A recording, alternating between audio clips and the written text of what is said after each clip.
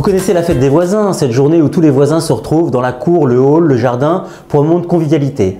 Cette idée a germé il y a 20 ans lorsque j'ai découvert une voisine âgée qui était morte depuis 4 mois dans son appartement. Et je crois que c'est ce qui a déclenché en fait cette envie de recréer du lien avec ceux qui habitent l'étage du dessus, le pavillon d'en face. Mon plus proche prochain en réalité c'est mon voisin.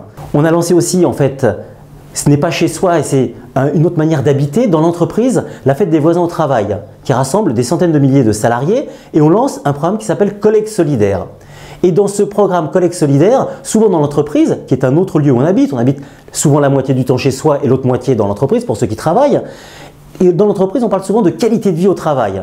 Et j'ai envie de dire un peu, c'est pas parce qu'on met un baby-foot dans le hall de l'entreprise et que les gens jouent au baby-foot que la qualité de vie au travail, elle va être meilleure. En réalité, c'est pas la qualité de vie au travail, c'est pas la qualité de vie dans l'immeuble qui est importante, c'est la qualité de la relation.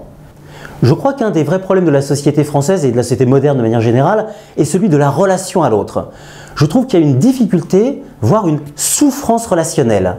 On peut être seul à 95 ans, on parle souvent de l'isolement des personnes âgées, mais on peut être seul à 25 ans gagnant beaucoup d'argent, on peut être seul dans son couple, on peut être seul entouré par des milliers d'amis sur Facebook.